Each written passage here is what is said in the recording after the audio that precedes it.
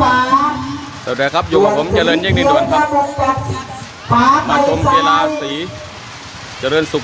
พยุงสุขเจริญสุขเกมสุดท้ายของประเภทฟุตบอลหญิงปีนี้เป็นผู้ชิงชนะเลิศครับสีแดงกับสีเขียวครับ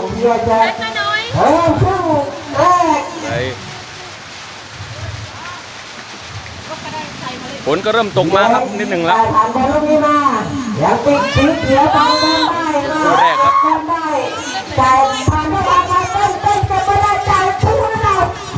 ดูสีสันกีฬาสีหมู่บ้านครับกีฬาปิด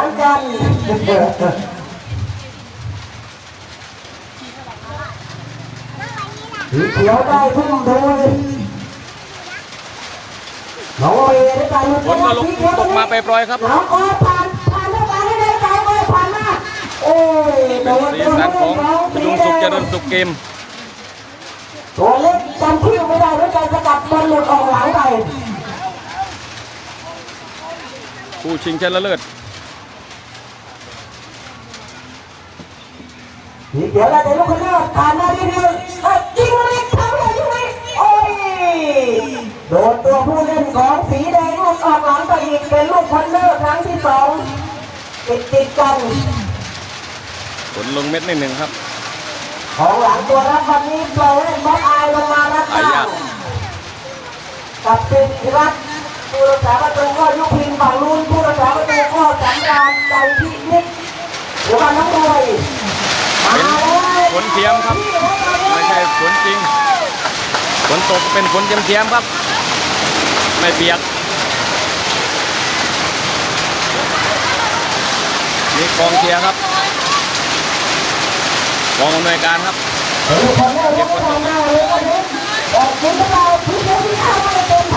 มีแต่คนสวยครับติดตามได้ในช่อง YouTube ครับฝนเริ่มแรงแล้วครับ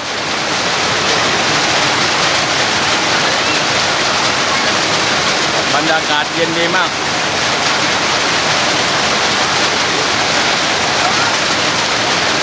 คุมด้วยน้องเมย์ครับน้องสาวผมเอง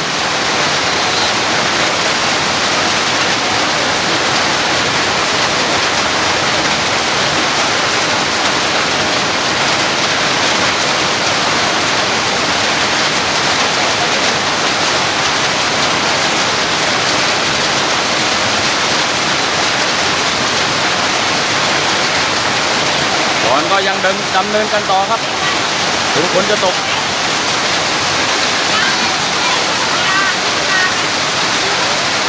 บอลหญิงชิงชนะเลิศวางแดงกับเขียวจัดทุกปี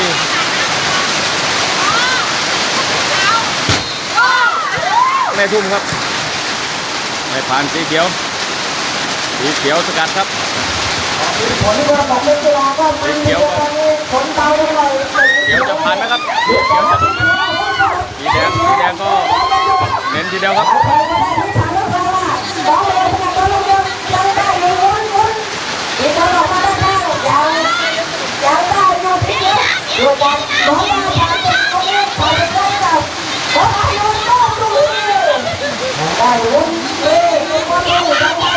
ไม่เร็ว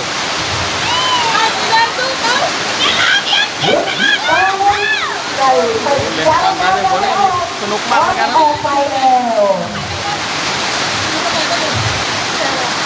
สีแดงจะได้ทุ่มสีเขียวสกัดได้สีเขียวล้วนไปแล้วครับแต่สีแดงสกัดลูกออกแดงจะได้ทุ่มครับบอลกำลังเข้มข้นครับถึงฝนจะตกแล้วก็มันกันเลยทีเดียวสีเขียวจะได้ทุ่ม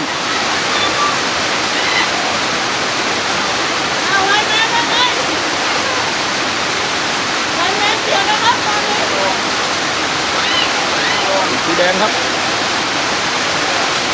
ผ่านสีแดง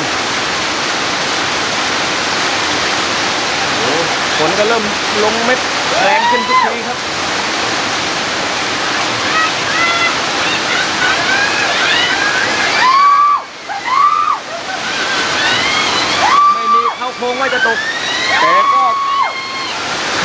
ตกเลยปิวพลาดครับจับไว้ได้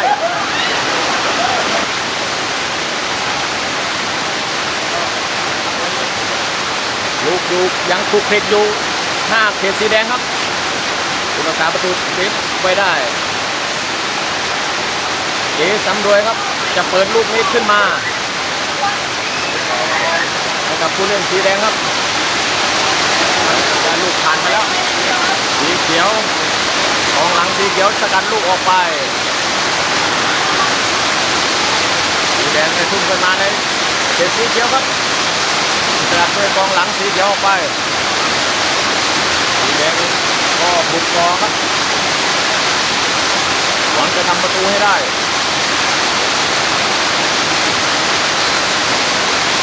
เดี๋ยวจะการลูกออกมาฝนจะเริ่มตกหนักแล้วครับไม่มีท่าที่จะหยุดวนลงไป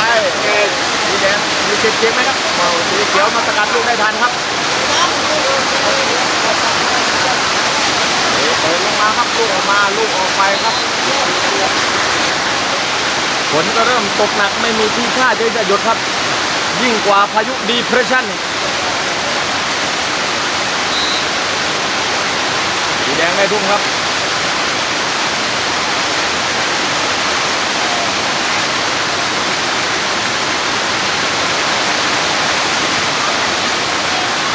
มันจะสนุกกว่าตอนที่ฝนตกนี่แหละจะเตะผิดเตะพลาดช่วงนี้นี่แหละ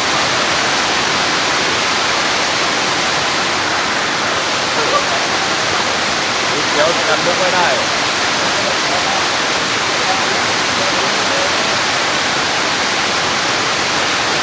บอลกระโดดเปลี่ยนอยู่ครับดูฟัง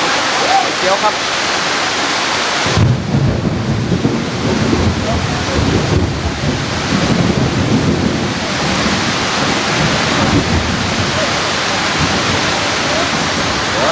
คุณกันหยุดคุณไปใกล้ๆครับ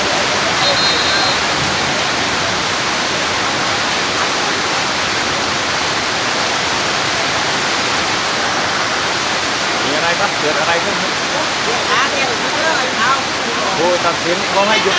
ครึ่งแรกไปก่อนครับนี่ครับกองเชียร์ของเราก็กรี๊ดกราดกันนั่งละมอดละแมะกันอยู่ครับ3-4 คนดูกองอำนวยการนะครับนี่ฝั่งนี้โดยรางวัลก็มีแต่ฝนตกหนักมากเลยกรรมการก็หยุดการแข่งขันไปก่อนเดี๋ยวเราค่อยมาชมครึ่งหลังกันครับฝนท่วมครับสนามพยุงสุขเจริญสุขเกมของเรานี่ครับถ้วยรางวัลเราก็มาเตรียมไว้เรียบร้อยแล้วแต่ว่ามันเตะไม่ได้ครับน้ำท่วมดูครับหาคนนะนี่ครับดูนักกีฬาครับอยู่ในอาคารอยู่ในใต้อาคารโรงเรียนหมดครับดูน้ำไหลครับน้ำไหลดูฝั่งนู้นครับฝั่งนู้นก็คนเยอะครับกีฬาสีบ้านเราเยอะมากให้ดูภาพรวมๆครับว่าจะเตะครึ่งหลังได้หรือเปล่า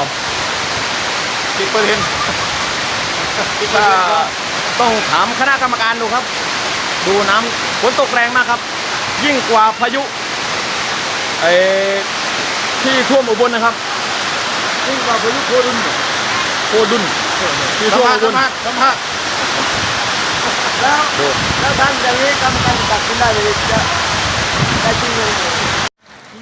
เรามาชมครึ่งหลังกันต่อครับฝนเริ่มซาแล้วสีแดงทำเกมขึ้นมาใครจะเปื้อนมากกว่ากันจะเป็นสีสันครับเล่นในน้ำในครึ่งแรกดูไปเลยกับเตี้ยนี่ว้าวคุยนะดูไปเลยดูเตรียมมาแป๊บโอ้โหกันไปพร้อมโตนี้จะเฉะหน่อยนิดหน่อยไม่มีใครสามารถเหนือกว่าใครอยู่ที่ท่านจะพาบอลไปถึงหน้าประตูเรือสีเขียว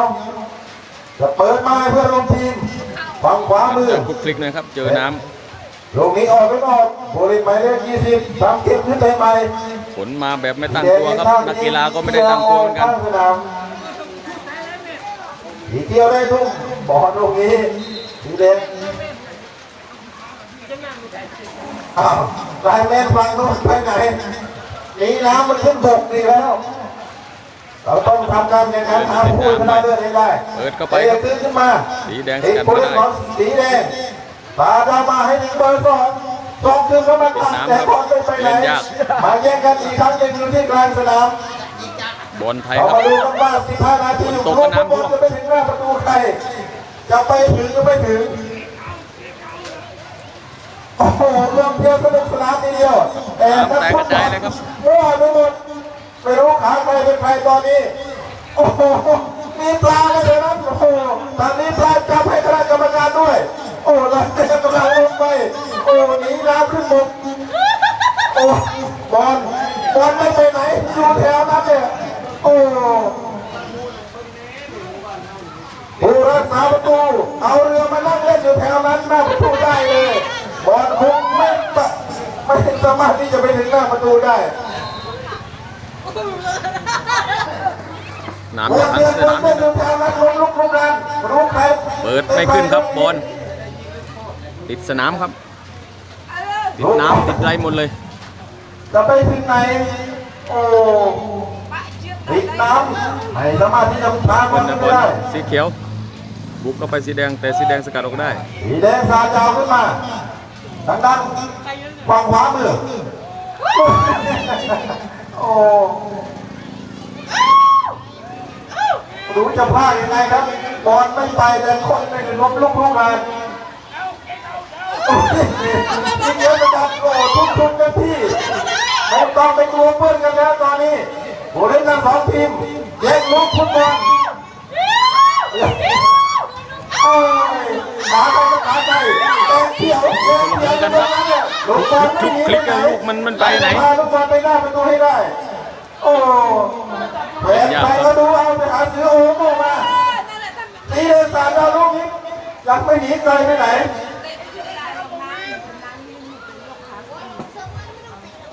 กรรมการมองแล้วมองอีกจะเป่ายังไง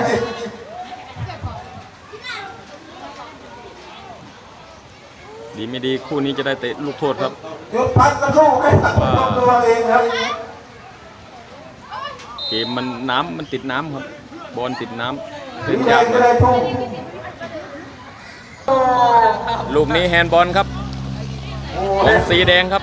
สีเขียวจะได้เตะลูกโทษ บอลไปถึงไปถูกมือผู้เล่นของสีแดงโอ้หมดแรงกันทั้งสองทีม สีเขียวใครจะเป็นคนยิงจุดโทษครับ จะไปตั้งในน้ำนะ เพราะว่าบอลเล่นในน้ำมันเล่นยากครับ จับตาดูได้ลูกโทษลูกนี้จะเป็น เปอร์เซ็นต์ที่จะแฮนด์บอลมีสูงครับ กันไปเลยหรือเปล่ามองไม่เห็นเขตแล้ว สีเขียวจะได้เป็นคนยิงลูกโทษครับ เบอร์20จะเป็นฝ่ายยิง ปล่อยว่าจะยิงเข้าไหมครับ ยิงลูกนี้เข้าไหมโอ้โห ปัดได้ครับ ยิงไม่เข้าครับลูกนี้ ได้เตะลูกมุม จากผู้รักษาประตูของสีแดง เปิดมุมเข้าไปครับ ลูกนี้ออกด้านข้างไป ออกข้างไปสีแดงจะได้เตะแบ็คขึ้นมา จะเกี่ยวลูกนี้อยู่ เนียกันอยู่ ถึงกลางสนามของทีมสีแดงโอ้ยลูกนี้น้ำกระชอกทีเดียวโอ้หาโอ้ลูกนี้โอ้ลุยกันไปเลยโอ้ เล่นยากครับ พลาดไม่ แต่ ถูก มีสีสันสนุกมาก ไปกลางสนามยิงฝั่งขวามือเบอร์3 ฝนตกครั้งเดียวครับน้ำท่วมเลยสนาม ดูครับยังไหลไม่ทันครับน้ำในสนามไหลไม่ทัน เอาแยกกันไปลูกฟุตบอลพาไปไม่ได้สีแดงจะพาไปได้สีแดงสีเขียวสาดเข้ามาในเพื่อนร่วมทีมผมเป็นเบอร์9ฝั่งซ้ายมี2เป็นสีเขียวแต่ไม่ผ่านสีแดงผมลงลงล่างเบอร์ทีมจับมาได้ไม่ผ่านผู้เล่นสีเขียว ถ้าไม่มีน้ำเนี่ยเล่นสนุกกว่านี้ครับบอลจะดูเดือดกว่านี้แต่ตัวนี้มันก็มีเพิ่มความมันเข้ามาให้กับบอลครับน้ำกระจุกกระชอกกันเลยทีเดียว ผู้ตัดสินไม่รู้จะใครทำฟาวลูกนี้ลงไปทั้งคู่ไปให้ได้ ใครแข็งแกร่งก็เป็นผู้ฝ่ายชนะไปครับ ประตูสีแดงแสดงอ เล่ อน ก บ ไป อลกลางน้ำ ออกไปด้านข้างนี้หมายทางเลข3 ติดน้ำอีกฝั่งตรงนู้นโอ้ยแบบโอ้โหพลิกอยู่ตรงไหนหามาให้ด่วนไปแล้วลงไปแล้วฝั่งตรงนั้นไม่มีน้ำไปแล้วสีแดงอ้าวติดพยายามสกัดหนีผู้เล่นของสีแดงคนเดียวอยู่ฝั่งนั้นอ้าวไม่มีใครเพิ่งเข้าไปประคองอ้าวขึ้นมาหน้าประตูลูกที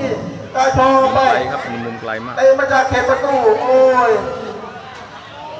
ดูโค้ชจะเล่นน้ำอีกครั้งหนึ่งโอ้ยโอ้ยโค้ชสู้ขึ้นไปจะดันทำไมได้ ครับบอลคนนี้ ติดตามอย่างเดียวครับ บอลทำไมไปไหนเตะตะแรงเอาดันกันขึ้นมาต้องทำไมเอาเบอร์เก้าจับบอลได้เตะทำไมเบอร์สองจับบอลได้จับไปเนี่ยโอ้ยไม่ใช่ถูกอะไรลูกนี้ถูกน้ำลงเองบอลจะพาไม่ได้สีเขียวลุยกันทำไมเยี่ยงบอลลูกนี้เนี่ยงัดไปลุยกันอยู่แถวนั้นปั้นขาไข่ดูกันเลยตี ยิงกว่าภาคเรือครับ ปู่บรรยายก็ภาคเลยเล่นแล้วลูกนี้ คนล่มดีพร้อม เดี๋ยวจะได้เตะมุมขึ้นมาครับ ออกไปแล้ อีก ว ไปแล้ว กรรมการมองดูนาฬิกาอยู่ตอนนี้อยู่ที่ดูลพินิจของกรรมการ บน คู่ต่อไปครับ ชนะเลิศสีแดงกับเขียว เยาวชน แต่ฝนดันมาตกแรงค ช รับ นะเลิศสีน้ำเงินกับสีเหลืองเทียบตัวกันโลกนี้สีแดงไม่ยอมให้สีเขียวผ่านบอลไปให้ได้นักกรรมการสำคัญลูกนี้หมายเลข3บุกดันดีทีเดียวแต่ไม่ผ่านในตัวเล็กลูกนี้ ไม่ถูกฟุตบอลเตะน้ำเขาลูกนี้ปังพาไปสีเขียวมันจะพาไปแดงก็สกัดไปใครไปดูกันเอาเองดูกันเอาเองพี่น้องไม่สามารถบรรยายได้ตักลม สนุกมากทีเดียวครับนักกีฬาน่ะสนุก พอจะถึงสีเขียว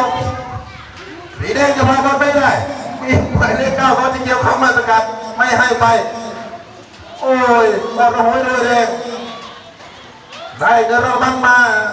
โค้ชรีบไปซื้อครับซื้อโอ้โหด่วนหนีบกันไว้ตรงนั้นแหละ ตรงนั้น ขาใครเป็นขาใคร